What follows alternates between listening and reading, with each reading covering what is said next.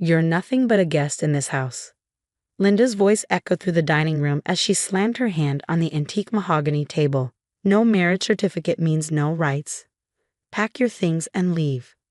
I sat there, calmly sipping my tea while my mother-in-law's face turned an interesting shade of red. At 35, I'd spent the last 8 years tolerating her constant attempts to drive me away from her precious son, James. But today was different. Today, I had something she didn't know about.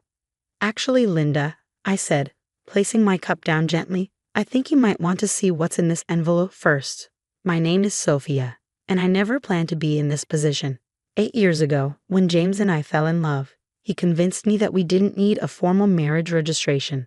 It's just a piece of paper, he'd said, his green eyes twinkling with that charm that had first drawn me in. We know what we mean to each other. What I didn't know then was that his mother had orchestrated the whole thing. Linda Bennett, matriarch of the prestigious Bennett family, had never approved of me. In her eyes, I was just a music teacher who'd somehow ensnared her surgeon's son. No pedigree, no family connections, no trust fund. I wasn't what she'd envisioned for her only child. The envelope sat heavy in my hands as I watched Linda's expression shift from rage to curiosity. 8 years of careful planning had led to this moment. 8 years of collecting evidence, of quiet investigation, of playing the perfect daughter-in-law while Linda schemed behind my back. What's this nonsense? Linda snapped, but her hand trembled slightly as she reached for the envelope. Another one of your pathetic attempts to claim what isn't yours. James sat silently at the end of the table, his face pale. He knew what was coming. We'd had our own conversation just last week, when I'd shown him the initial results. The DNA test that proved he wasn't Linda's biological son. I still remember the day I discovered the truth. It was during one of Linda's famous garden parties, 3 months ago. I'd gone upstairs to fetch her favorite shawl when I overheard her arguing with someone in her study. The door was slightly ajar, and through it, I saw her talking to an elderly woman I'd never seen before. You promised never to tell them, Linda had hissed. The money I paid you was supposed to ensure your silence.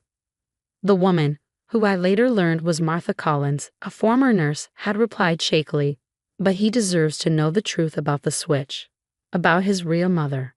That conversation set me on a path of investigation that uncovered a 35-year-old secret. Linda Bennett had switched babies in the hospital, choosing a healthier infant to replace her own sickly newborn. She paid off the nurse and created an elaborate lie that she'd maintained for over 3 decades. Open it, I said softly, watching as Linda's perfectly manicured fingers trembled against the sealed envelope. I think it's time we all face the truth, don't you? The dining room fell silent except for the sound of tearing paper. I could hear the grandfather clock in the hall ticking away, marking each second as Linda pulled out the DNA results. Her eyes scanned the document, growing wider with each line she read.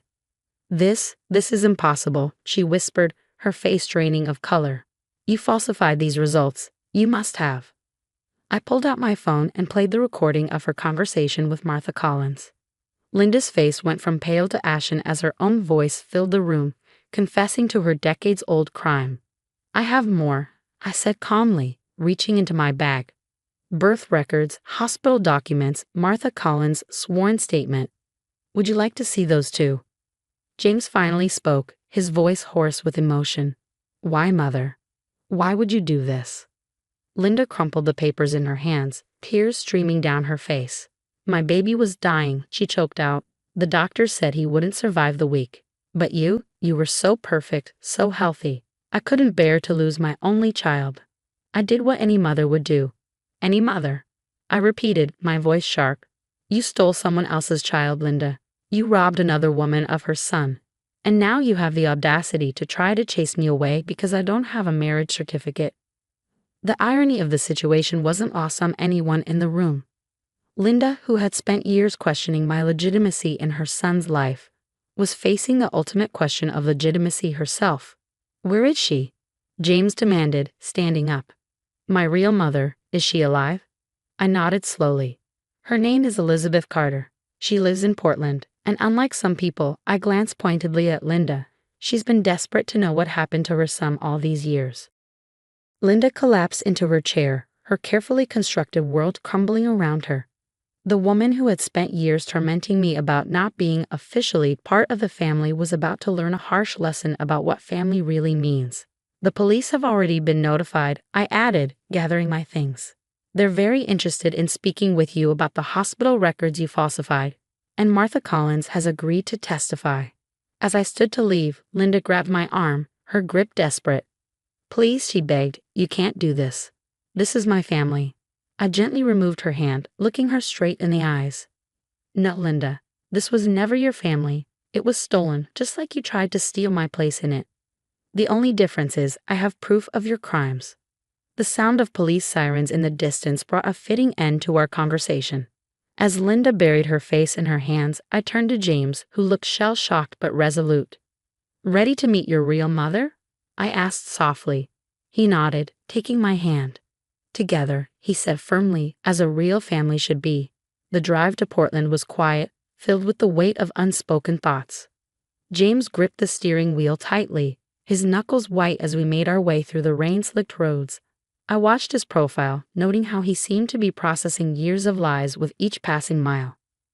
Linda's arrest had made the local news, though the full story was still unfolding. The police had found more evidence in her study.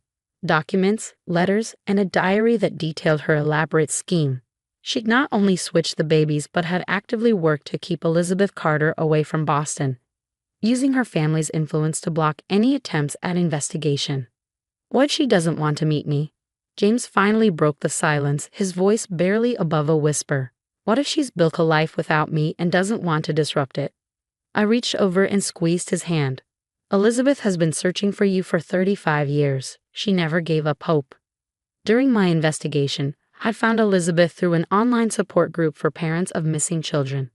Her story had caught my attention immediately. A baby switch at Massachusetts General Hospital, the same hospital where James was born. When I reached out to her, the pieces started falling into place. We pulled up to a modest craftsman-style house with a well-tended garden. Wind chimes tinkled softly on the porch, and through the window, we could see warm light spilling out. James sat frozen in the driver's seat, staring at the house. What do I even say? He asked, running a hand through his hair. How do you start a conversation with a mother you never knew you had? Before I could answer, the front door opened. Elizabeth Carter stood in the doorway, one hand pressed against her heart. She was a petite woman with James's same green eyes and gentle features. The resemblance was striking, something Linda had probably noticed and feared all these years. James, her voice carried across the yard, trembling with emotion. The moment felt surreal as we walked up the path. Elizabeth's hands shook as she reached out to touch James's face, tears streaming down her cheeks. I knew, she whispered. I knew in my heart you were out there somewhere. Inside, Elizabeth's home was warm and inviting, filled with books and family photos. She led us to the living room where tea and cookies were already set out. I've been baking all day, she admitted with a nervous laugh. I didn't know what else to do with myself. As we sat down, Elizabeth pulled out an old photo album. I want you to see something, she said, opening to a page marked with a faded ribbon. This is your father, Thomas. He passed away 10 years ago, still believing we'd find you someday. James stared at the photo of a man who shared his smile, his hands gripping the album tightly. I have siblings, he asked, noticing other family photos. Elizabeth nodded, wiping away tears. 2 sisters, Sarah and Emma. They're so excited to meet you. They'd grown up hearing about their lost brother. As Elizabeth shared stories about James's biological family, I watched the tension slowly leave his shoulders. Here was a mother who had never stopped loving him, never stopped searching, never tried to control or manipulate his life. I tried to find you, Elizabeth said, her voice catching. For years, I hired private investigators, reached out to hospitals, even appeared on true crime shows. But Linda Bennett's influence was too strong. Every lead would suddenly go cold. Every inquiry would hit a dead end. James looked up from the album, his eyes filled with a mix of pain and anger. She robbed us of so much time, he said quietly. All those years. Elizabeth reached out and took his hand. We have now, she said firmly. And thanks to Sophia, we have the truth. When she contacted me, showed me the evidence she gathered, it was like all my prayers had finally been answered. The conversation flowed naturally after that, Years of lost time trying to compress themselves into hours. Elizabeth showed James more family photos, told him about his sisters, his extended family, the grandfather who had left him a trust fund that Linda had somehow managed to hide. "There's something else you should know," Elizabeth said, getting up to retrieve a document from her desk. "When Sophia first contacted me, I had my lawyer prepare this. It's the deed to this house, and I've added your name to it." James started to protest, but Elizabeth held up her hand. "This house has been in our family for generations. It should have been your home too. I want you to have a legal claim to your heritage, something that can't be taken away." As she handed him the papers, our phones buzzed simultaneously. It was a news alert. Linda had attempted to flee custody but had been caught at the airport. She'd been trying to board a flight to the Cayman Islands with a fake passport and a substantial amount of cash.